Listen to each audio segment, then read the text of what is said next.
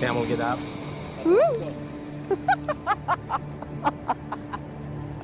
This is brilliant. This is obviously an iconic image. Taking a camel ride by the pyramids, surely it encapsulates the spirit of Egypt. But such an image is completely misleading. Because there weren't any camels here when the pyramids were built 4,500 years ago. And that's the thing. Ancient Egypt is instantly recognisable, but all too often completely misunderstood. So, I'm gonna try and change that. Good luck! Shukran kazilan. The Great Pyramid of Giza, final resting place of King Khufu, over 140 metres from bottom to top. No wonder it still pulls in the crowds and the occasional Egyptologist.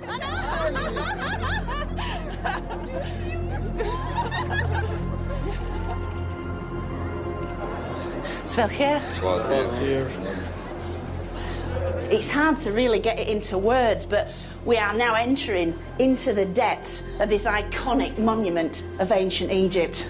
It's a very busy iconic monument, though. And as we set foot on this journey upwards, it's a brilliant metaphor for the way that the ancient Egyptian civilization literally rose up from the earth to a real zenith. So come with me and I'll show you something really brilliant. Because the pyramids are really only the tip of the iceberg. Oh, flipping out. So all this was a big city, capital. Overwhelming in size. That is absolutely superb. In this series, I'm going to explore the story of what I consider to be the world's greatest civilization. More than 4,000 years of history that has shaped our world and left unmistakable marks that can still be read today. I'll be looking into every nook and cranny. From little-known tombs. It's staggering. I've never, ever been into a tomb quite like this before. To the hidden corners of vast monuments. It's like being on top of the world, isn't it? Now we are in the top of Karnak. So it's really no surprise that weird and wonderful theories about ancient Egypt crop up all the time. But what I find so amazing is that this most intriguing civilization was actually created by people not so very different from you and me. And that's the story I want to tell. A story full of secret treasures, dark deeds, and sometimes controversial theories. This mask was originally made for someone else. And for the first time, I'll be piecing it all together. From the earliest Egyptians to the last of the pharaohs. Wow, look at that, look at that. Oh, that is so beautiful. Welcome to my story of ancient Egypt.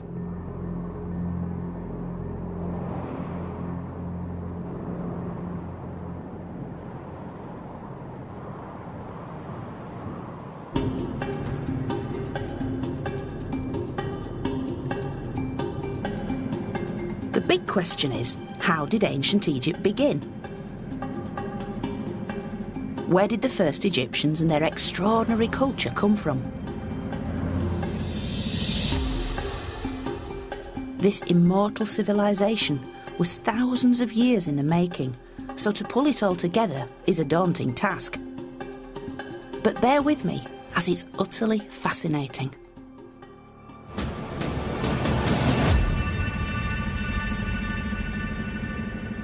But we won't begin with massive monuments, but with some enigmatic clues you could easily miss.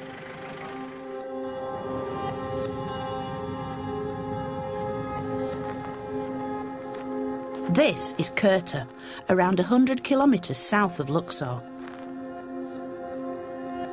Unless you're an archaeologist, you almost certainly won't have heard of it. because there aren't any great temples or royal tombs to admire. But high in the cliffs, you can see real signs of ancient life here. Thousands of years before the pyramids. And this is where our story begins. Welcome to Kurta, Joann. Thank you so much for letting me come here. It's incredibly exciting. It's the first time you're here, I suppose. Yes. Nothing escapes the sharp eye of Dr. Dirk Huyger, and he's got something very special to show me. Not many people have been here before you because it's a quite recent discovery.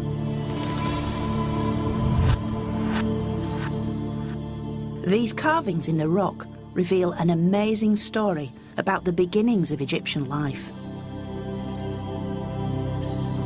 It's a 19,000-year-old picture gallery,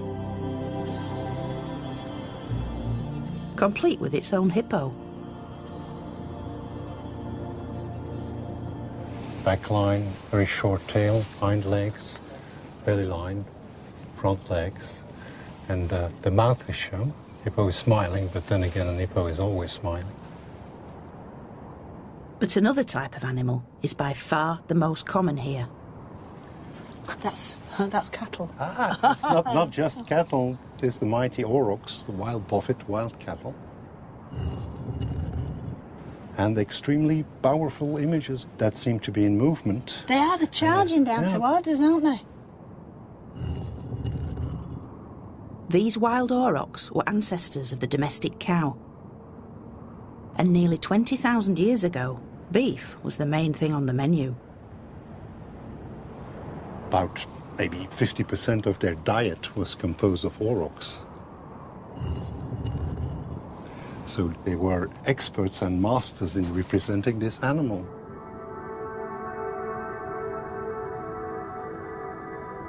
It's always high on the cliff, very prominent positions that give an excellent panorama over what must have been in the Paleolithic the hunting grounds of the people.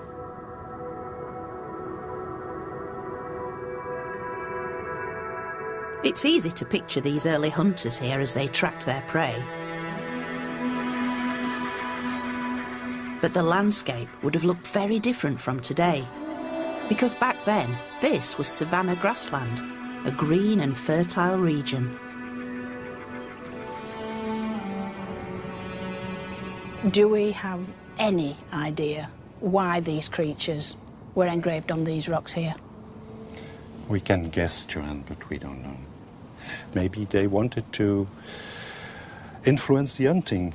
Maybe this is some sort of hunting magic.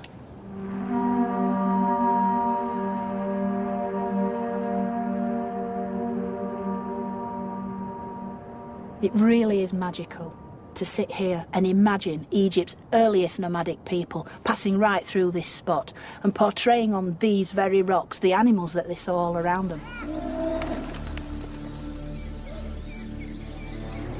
Human figures and boats joined the animals as the carvings became stranger and stranger. But these carvings are also the earliest glimpse of the amazing things to come.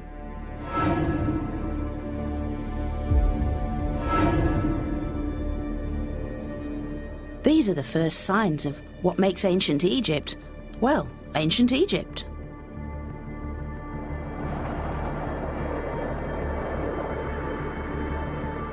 As for its ancient landscape, this evolved under dramatic circumstances. 10,000 years ago, gravity tilted the entire Earth off its axis by about ½ degree, and this had a profound effect on climate. And as the world began to change, Egypt would never be the same again. Now, these early people were nomads, seasonally mobile pastoralists who moved around following the summer rains.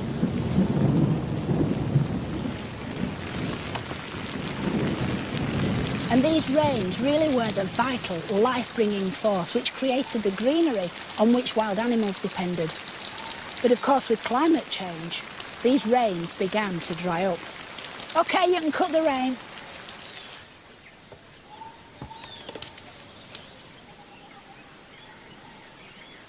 The diminishing rainfall forced both animals and people towards large lakes, which formed during the rainy season. One such area is Nabta Playa, 100 kilometres southwest of Aswan. And here these nomadic hunters began to settle into communities. But still reliant on the annual summer rains, they needed to predict exactly when these would return. And so they turned to the night sky. Welcome to the beginning of time. Quite literally, because this is Egypt's oldest calendar. At around 7,000 years old, this stone circle from Nabta Playa is the earliest evidence of how Egyptian weather forecasters became astronomers. They aligned its central stones to the circumpolar stars, visible in the night sky all year round. When the sun appeared directly overhead, the stones cast no shadow. The midsummer rains were approaching. This meant that the animals would drink, the plants would grow, and the world would survive for another year. So in many ways, this circle represents the solution to the very real problem of survival. But the Egyptians would take this a step further. I think the really great thing about these mini monumental markers is that this is the earliest example we have of the way in which the Egyptians are aligning their monuments to various things, to the sky, to the cardinal points. And from now on, every tomb, every temple, every monument will be aligned to the heavens, to the very gods themselves.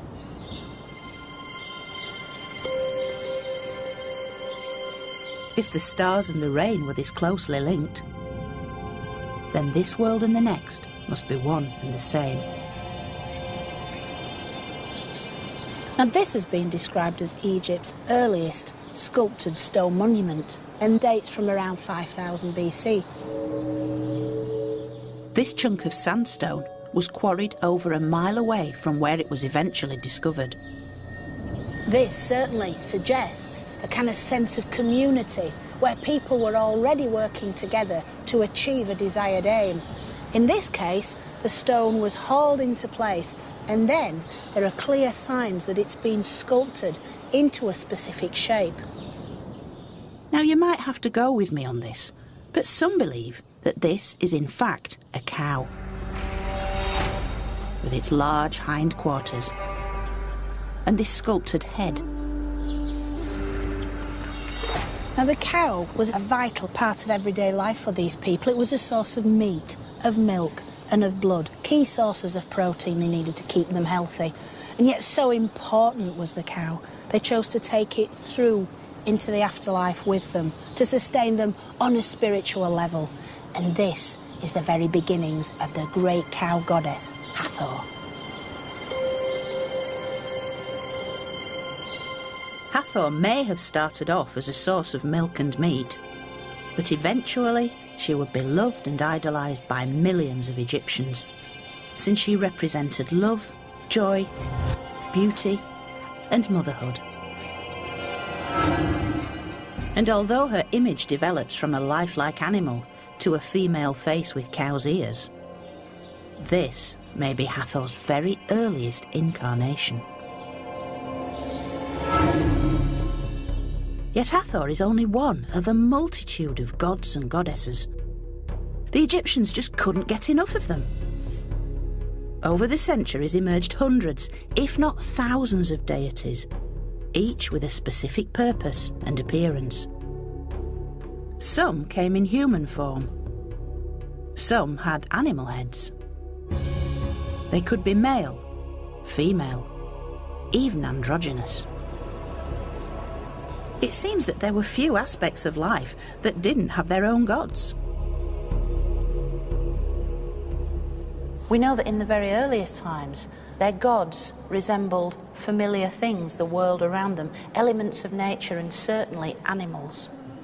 And over time, the animals, their forms, their shapes, their characteristics were distilled down into this sort of divine figure, each one worshipped for a different quality. In the case of the ram, they were worshipped for their procreative powers.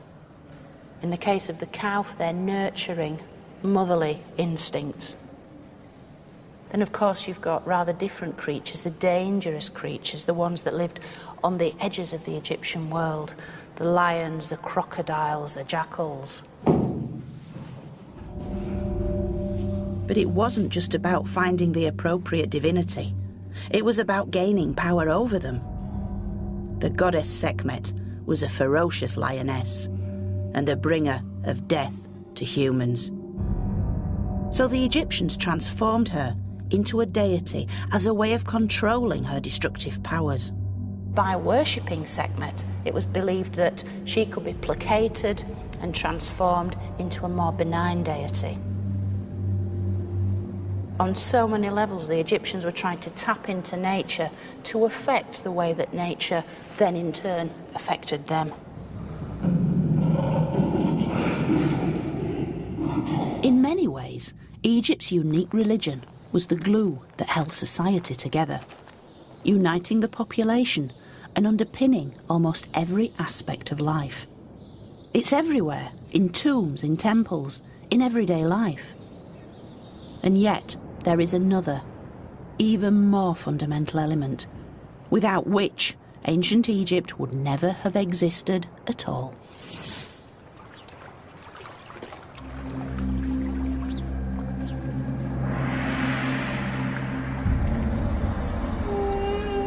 Later Greek historians famously observed that Egypt was the gift of the Nile. And how right they were, because as the climate continued to change, the desert lakes eventually dried up, leaving the Egyptians with just one source of water.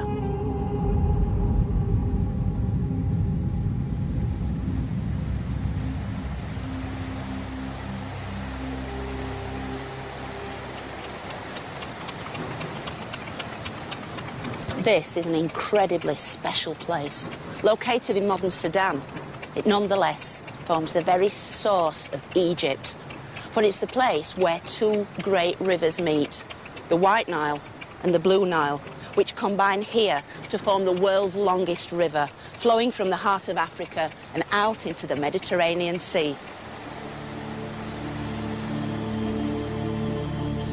For much of the year, the wide, lazy White Nile is the main source of water, until annual rainfall in the Ethiopian highlands swells the faster-flowing Blue Nile. Today, the modern Aswan dams hold back these floodwaters, but until the 20th century, huge volumes of water and fertile silt surged downriver to flood the entire Nile Valley, bringing life and fertility to the desert that is Egypt.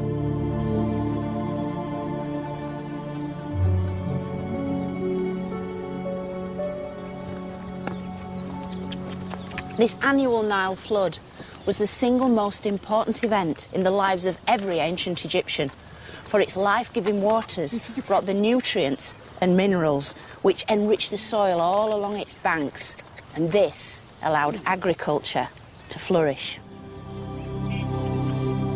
Egypt is blessed with some of the most fertile land in the world, where farmers can grow everything from sweet corn and garlic to bananas, sugarcane and cotton.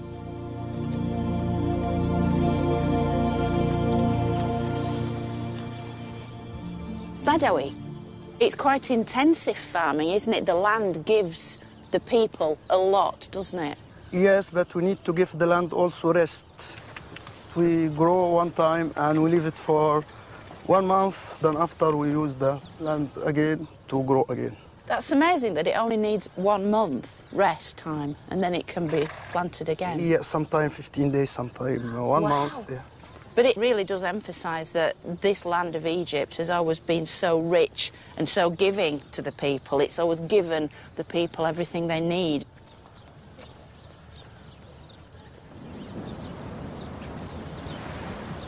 And it's the Nile that turned this desert land into a paradise.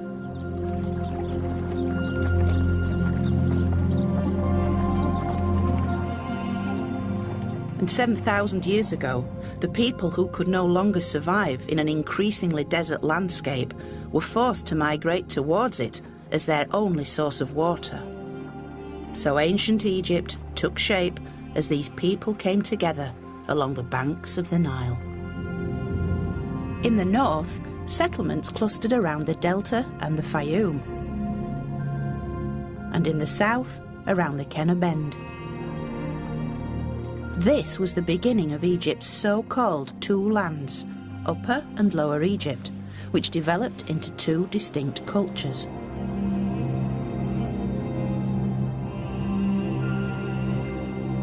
But what they both had in common was the astonishing fertility replenished every year by the miracle of the Nile.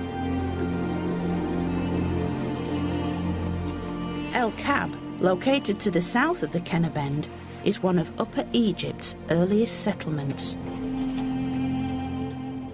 And while it may lack the wow factor of the pyramids, it's actually far more revealing to see traces of this amazing evolution. Because here we can see how a nomadic lifestyle was soon replaced by a settled social structure.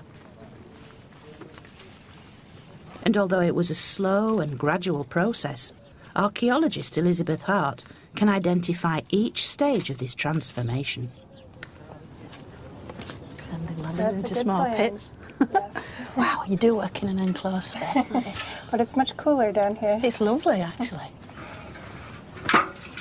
So down at this level, we have sterile soil where nobody lived. And then starting around 4200 BC are layers of silt from the Nile flood, followed by wind-accumulated sand. And then another layer of silt, and then more sand. And here you can see it really well. A thin silt layer from the Nile coming up and flooding, and then the sand. And over here, we have a hearth feature. So this tells us that humans were actually living on these and coming into the Nile Valley and then moving back out. And we also found lots of potsherds and stone tools in these layers. You know, it might be a small space, but you've got people's real lives unfolding within it, haven't you? And we have thousands of years of it here. When we started, people were just moving into the Nile Valley. They were just starting to farm.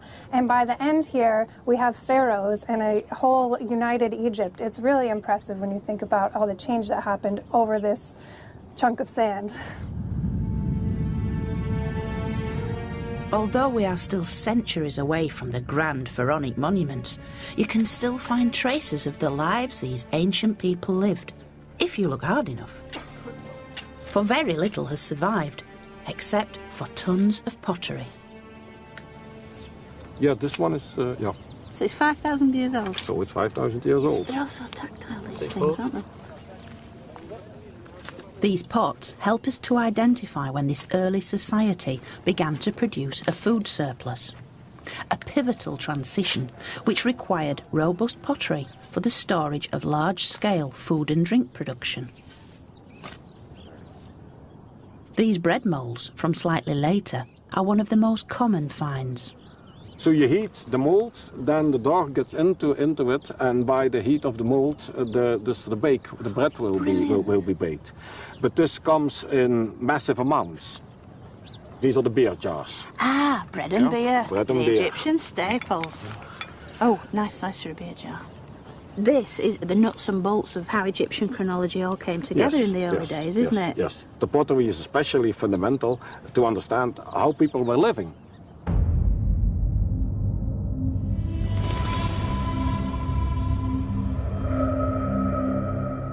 Yet in Egypt, living was only half the story. Because what really sets the ancient Egyptians apart is their view of death.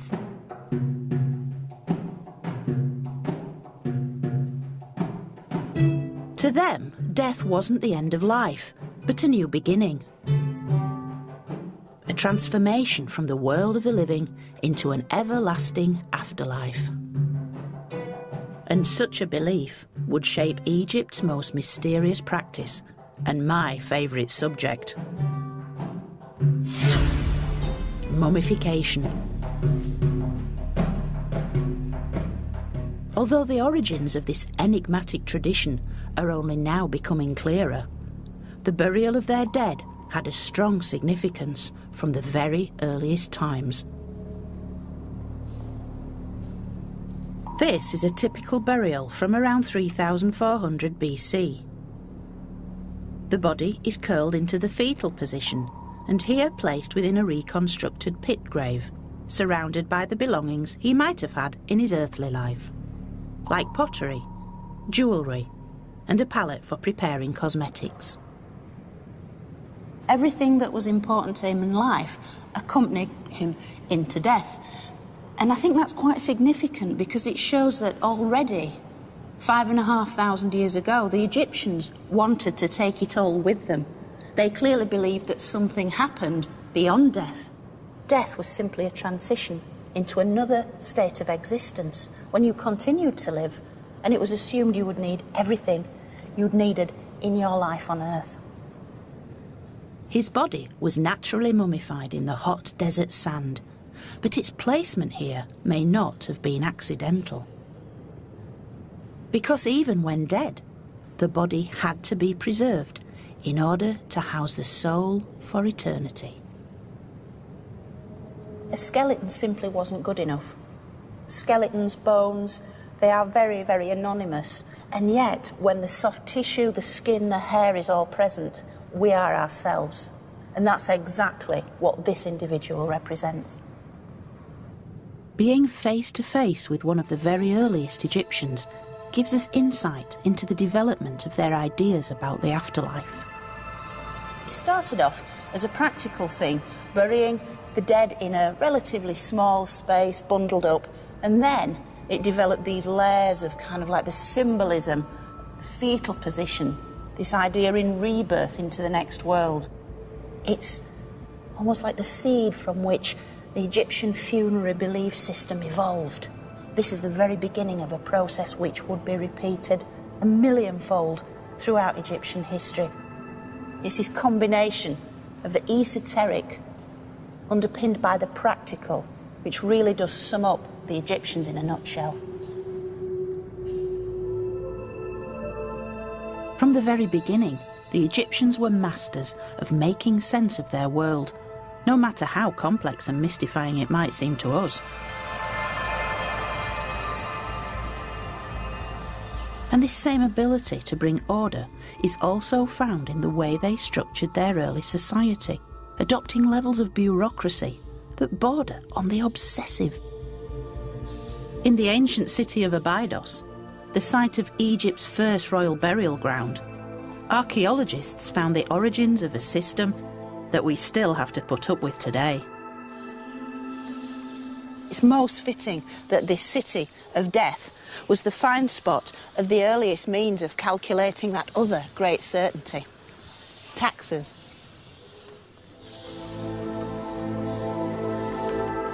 The evidence comes from small bone and ivory labels like these, which have been dated to around 3250 BC. The originals are probably the size of a postage stamp, and you can see that each one is engraved with images of animals, of birds, of plants and so forth. And each one is pierced for suspension to a chest or pottery vessel, which would have contained oil, linen, grain. And it's thought that these symbols represent the regions that produce these commodities, which were then brought here to Abydos. Thought to have been sent as tax payments, these tiny labels show how these early people were already capable of collecting duties from a vast geographical area. Some experts even believe these symbols can be vocalised. By turning the simple drawings into sounds, makes this the world's earliest known writing.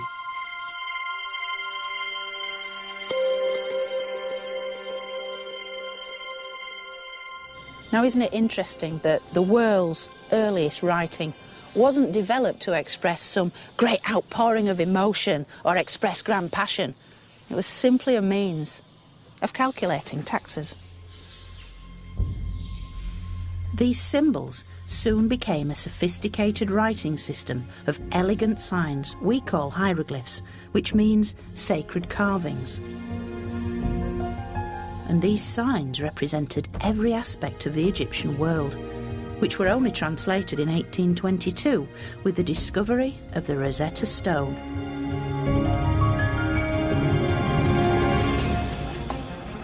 And a common language was needed as goods were transported between the two lands of Upper and Lower Egypt.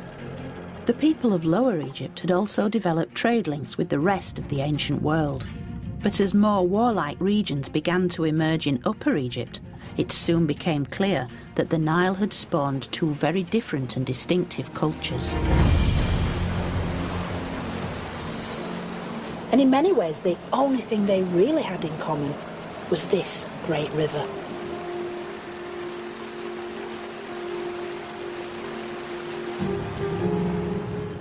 The inevitable clash between these cultures is recorded on what many consider to be ancient Egypt's founding document. Taking the form of a giant ceremonial cosmetic palette, this is an exact copy of the original Narmer palette. And however idealised and embellished, it depicts the pivotal moment when the southern king Narmer defeated his northern enemy. A split second after this mace comes down onto this northern enemy's head, and he's executed, he's killed, he is no more, Narmer himself remains, the first king of a united Egypt. And what this means is that the whole of the country is now united under one man's rule. He is setting himself up quite literally as the god king, as the one central figure at the very pinnacle of the pyramid that forms Egyptian society. And from him, everything else flows. Egypt is now the world's first nation state.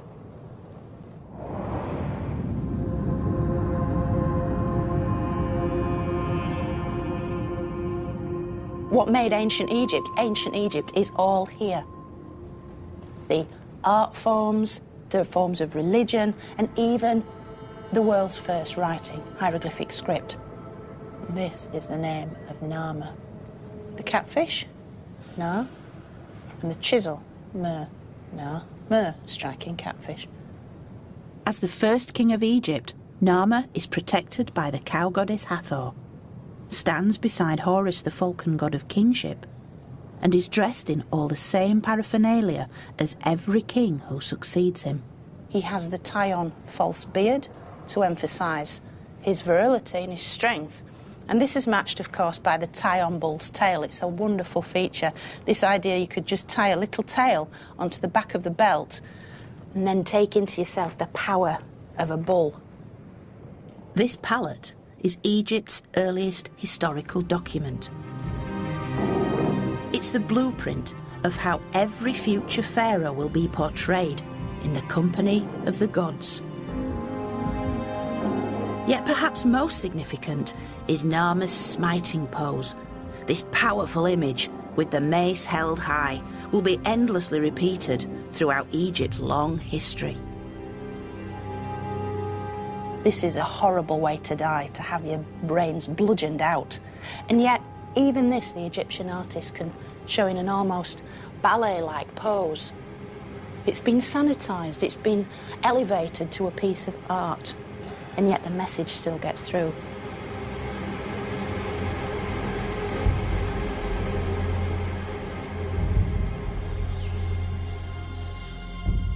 For the next 3,000 years, every one of Egypt's subsequent rulers would try and link themselves to Egypt's first pharaoh.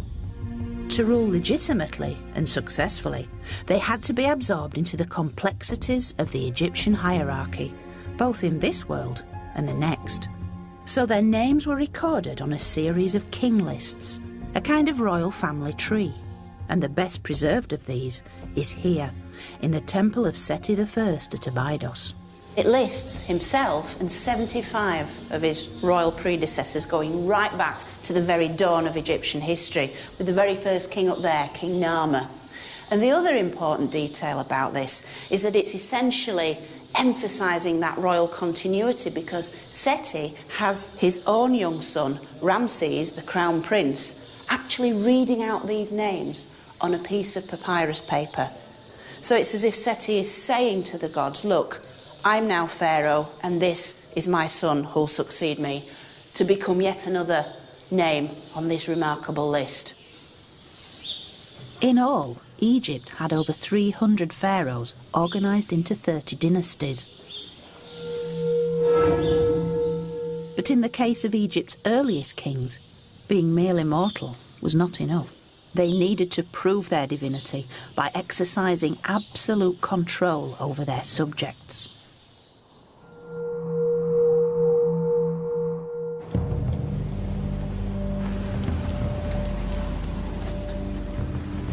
And the evidence for this was found in the desolate desert surrounding the ancient city of Abydos.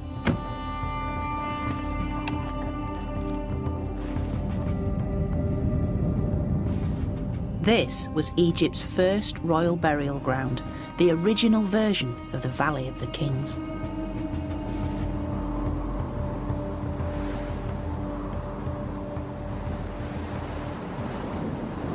Now, being here, you get a real sense of the importance of this place for the ancient Egyptians. For as the wind funnels down this valley and swirls around the sand, if you listen very carefully, you can hear a whispering sound.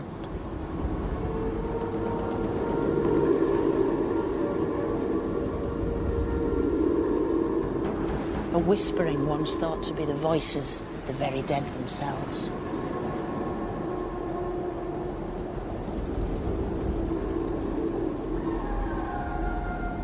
And here, Egypt's earliest kings were laid to rest within huge subterranean burial chambers.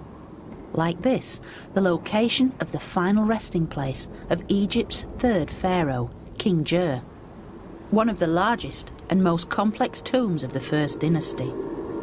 And although it's been recovered in sand, it clearly demonstrates the power that Jer still wielded, even in death.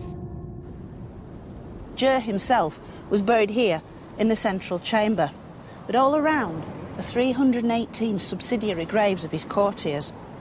Not only that, a little way beyond, many others were also buried.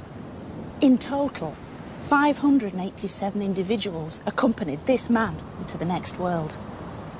Which is incredible enough, but there is evidence of a more sinister twist. The fact that this tomb was all sealed over at the same time suggests these people may have been victims of ritual sacrifice, perhaps even ritual stabbing, as portrayed in art of the time. And certainly that power over life and death would give any king a godlike status.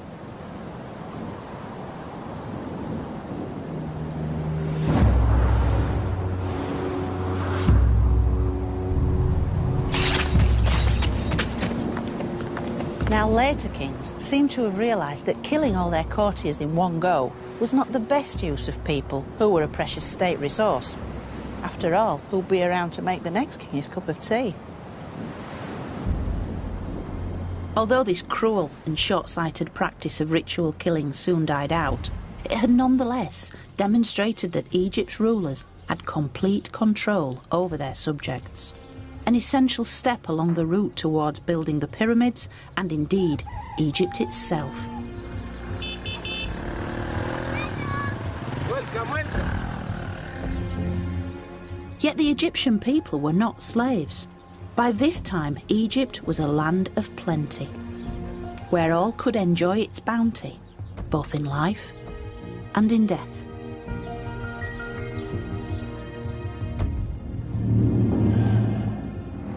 This is the later tomb of an official called Iru-Kartar. And here he is, greeting us. He's coming to the door of his own tomb, emerging from the walls, captured in all his splendour with his finery on, his jewelled belt and his white linen kilt. Even details down to his little sort of pencil moustache. Looks a little bit like Clark Gable, to be honest. The scenes in his colourful tomb depict a refined life that's a world away from Egypt's earliest farmers. We have Iru-Kartar seated in front of a table of food offerings. There's fruit, vegetables, wine and so forth. The bearers are coming forward with offerings to sustain his soul.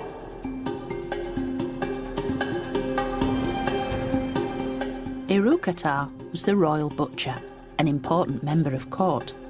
And with royal courtiers no longer sacrificed for burial with their king, they could now make their own elaborate preparations for the afterlife.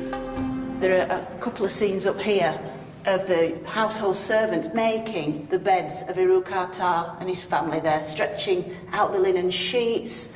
They're bringing even a little fly whisk and the ancient Egyptian pillow, the headrest there. So even in the afterlife, Irukata will be comfortable. Irukata's tomb is in Saqqara, a sprawling city of the dead for Egypt's first capital, Memphis. Yet Saqqara wasn't just the burial site of courtiers, but of kings, and the site of a revolution in royal tomb building. And whereas previously the dead had tended to be buried away in the desert, hidden away almost, here at Saqqara, high on the desert escarpment, the dead were literally placed on display. Up to this point, the Egyptians had tended to build their tombs and temples, like their houses, from organic materials. From the mud brick, wood and reeds, which rarely survive. But in the Third Dynasty, the great innovator, King Djoser, built his legacy in something far more permanent. For he built in stone, which could potentially last forever. Djoser built this huge stone wall to surround his tomb complex, although his architects and workmen still drew their inspiration from the natural world. You can see that the masons are just trying to get their head around how to actually work with this stuff, what forms to put it in. So we have Egypt's first hyper-style hall of columns, sure, but it's taking the form of reeds bound together to make the kind of columns that would have been in Djoser's palace down by the Nile. But this, of course, is a house for death. This is a palace of eternity and must be built in something as solid as stone.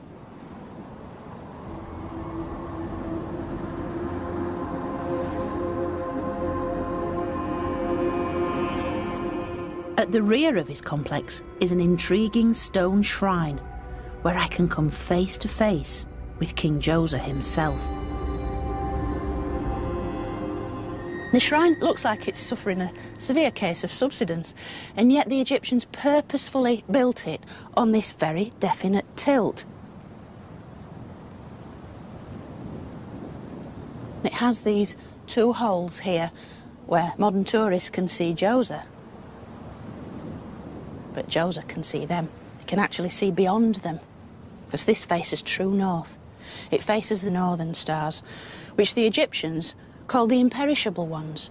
And so at death, Djoser's soul could rise up and merge with these stars, so he too would be imperishable, and he too would never die.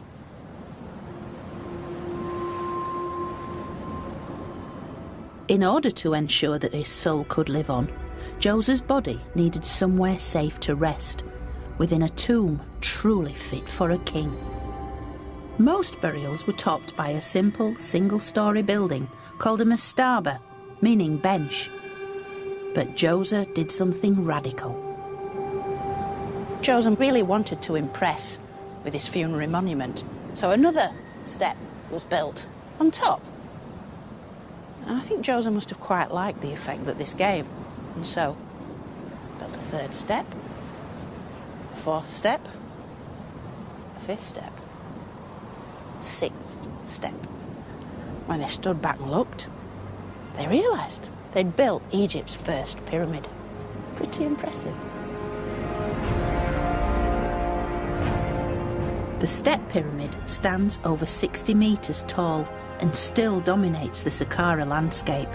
At the time, it was the largest building on Earth, reinforcing Djoser's status as a living god in the grandest of ways. It certainly secured his place in Egyptian history, with ancient visitors flocking here to marvel at his achievements. Now, Djoser had created a true landmark, but he'd also created Egypt's first tourist attraction. If you come with me, I'll show you the evidence. Because in here we have what many tourists still leave today, appreciative graffiti. And this is the original handwriting of a couple of ancient visitors from around 1300 BC who were so impressed by what they saw. They described Djoser's pyramid as if heaven were in it, and they credit Djoser with being the inventor of stone.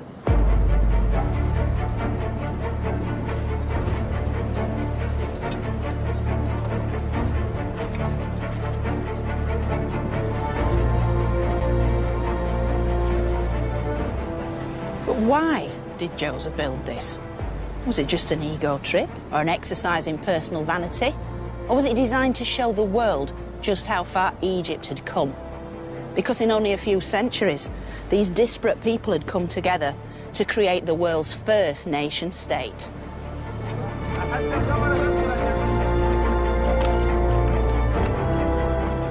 Egypt was now an unstoppable powerhouse, a nation unified both politically and culturally under a single ruler whose authority was limitless. Yet it wasn't just the king who could achieve immortality, for the man who designed and built Djoser's pyramid was destined to become even more famous than the pharaoh he had served.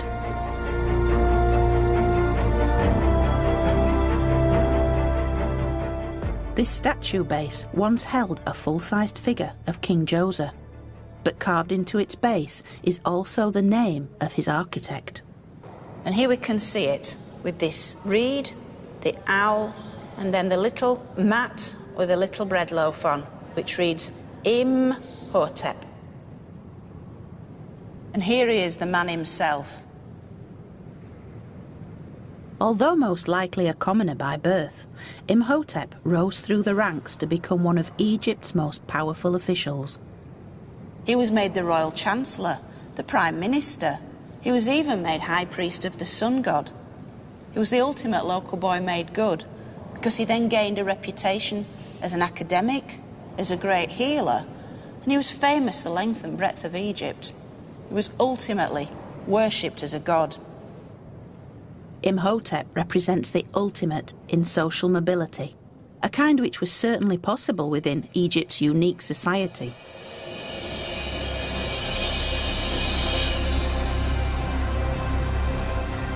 This was a society in which ideas were often taken to extremes, with 1.5 million people united by an absolute belief in the power of their king and in the certainty of the afterlife.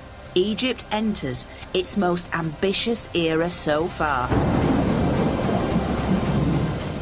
the Pyramid Age.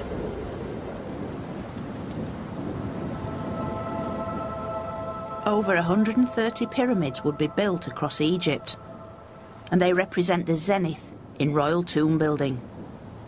Huge state-sponsored civil engineering projects that used vast resources of materials, manpower, and time.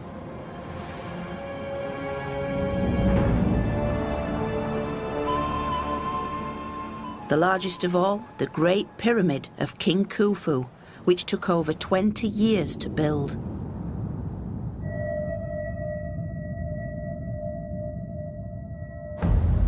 And in order to build something so ambitious, an entire city was created, specifically to house the construction workers, just beyond this monumental wall. It's known as the Wall of the Crow, and it separated the silent, sacred space of the dead from the busy, bustling city of the pyramid builders.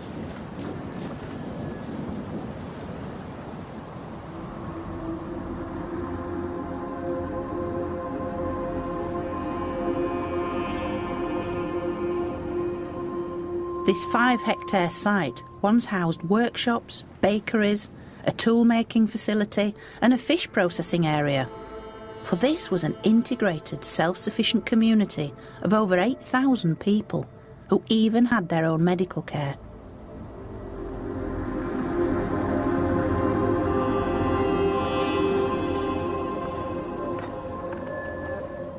Anthropological archaeologist Dr. Richard Redding has been excavating the site since 1991. Where we are now, this is kind of a big workshop, a big industrial park where there's lots of activity going on. Out here, they're probably producing granite statues, maybe granite columns. We find tools out here for polishing, the granite. We find tools out here for chipping at the granite.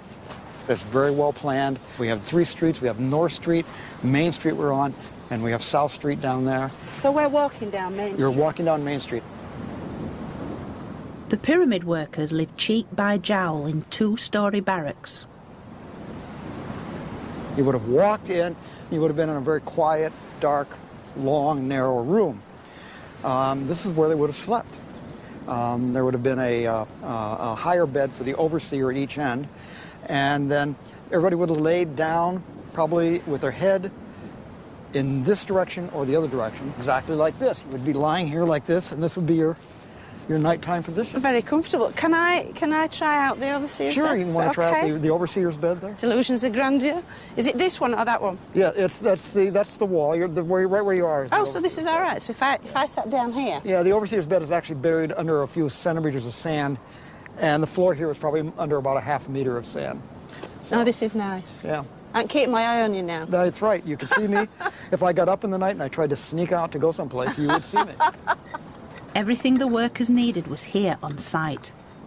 The team have recovered data that shows that workers consumed 74 cattle and 257 sheep and goats each week. This corral area could hold a week's supply of cattle before more were shipped in from Egypt's grasslands. You could have almost just-in-time delivery coming down, another small herd coming down from Komel-Hissan or the Delta coming down and in. It's a really well-oiled machine. You can see now how efficient the Egyptians were at obtaining their food, bringing it to the right place at the right time for the right people. It's brilliant. It's absolutely brilliant. It wasn't just simply the food, it was everything. There was the copper to make tools. There was the stone being brought in here from Aswan and other areas. So a lot of things were coming into here. These were government workers. They got everything from the government. In many ways, this settlement is Egypt in microcosm, a highly ordered social structure with job specialisation and mass cooperation. It's hard to believe that in a relatively short period of time, Egypt had been transformed. From simple subsistence into a united state which could provide for everyone who worked on its behalf. What we're seeing here is the final building block in Egyptian culture, but not just for the Pyramid Age. For once this infrastructure was in place, it would never change. So whether they're building a pyramid or setting up a colossal statue, the level of organisation and cooperation would remain the same. But this was the foundation stone of Egypt.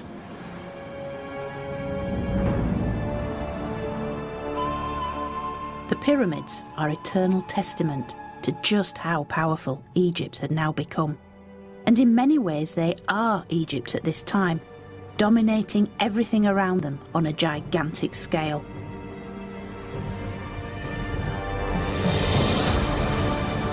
And towering above the Giza landscape is the Great Pyramid.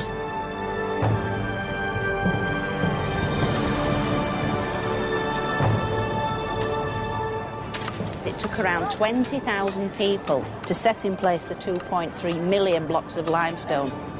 It remained the tallest structure anywhere in the world for 3,800 years, until the building of Lincoln Cathedral spire in 1300 AD. It's a phenomenal achievement for any civilization at any time. But for me, its exterior can't compare to the sense of wonder once you venture inside.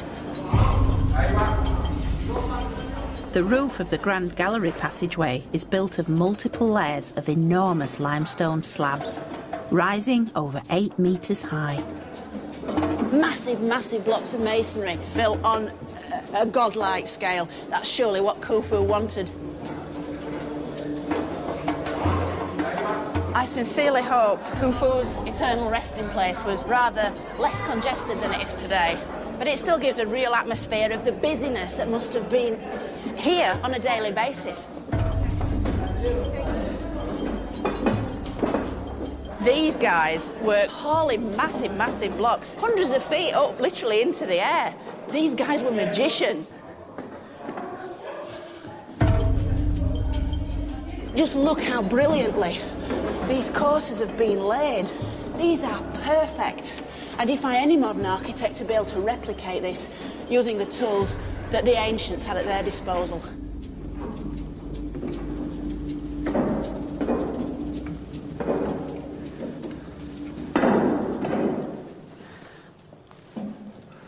Wow. Here we are at the zenith. We're at the heart of the pyramid now, King Khufu's burial chamber, and we've hit it at exactly the right moment because the pyramid is closed for lunch. So we've got the whole place to ourselves, and you really get a sense of the sanctity of this divine mausoleum.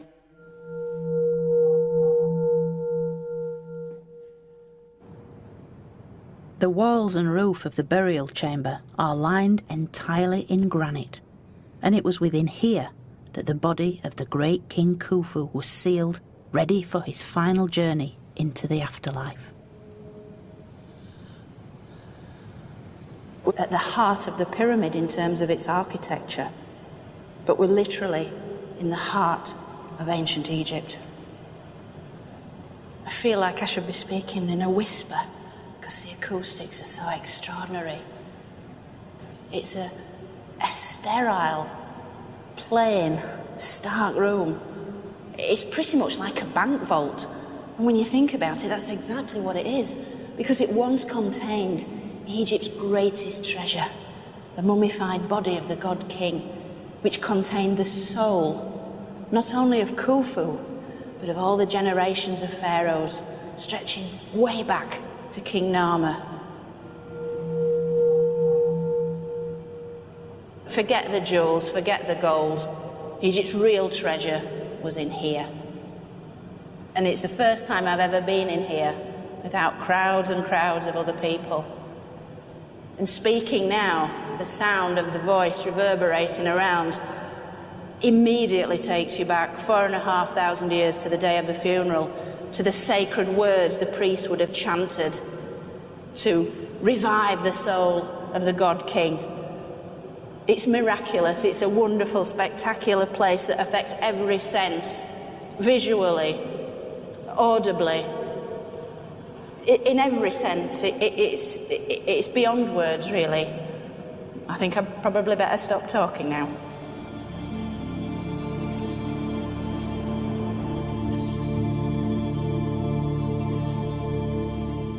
So now all the elements that made up ancient Egypt were in place.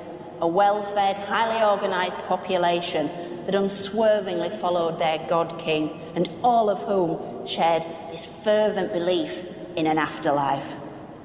Life in Egypt was good.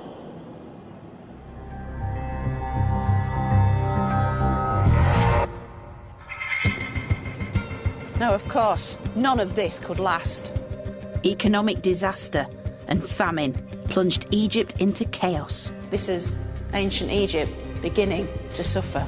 With the pharaoh's power melting away, local warlords ransacked its most sacred sites.